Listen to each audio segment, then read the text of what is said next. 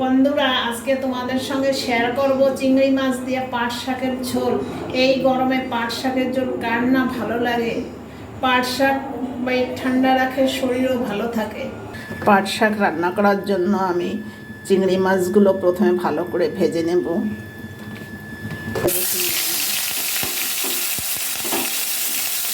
চিংড়ি মাছ ভাজা হয়ে গেছে। চিংড়ি মাছ ভাজা একটু পাশে সরিয়ে রেখে দিয়ে দেব কেটে রাখা রসুন, কাঁচা লঙ্কা, শুকনো লঙ্কা, রাঁধুনি।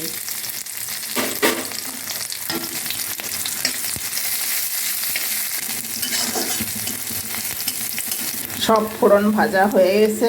এবার আমি দিয়ে দেবো কেটে রাখা পাট শাক। সঙ্গে দিয়ে দেবো লবণ,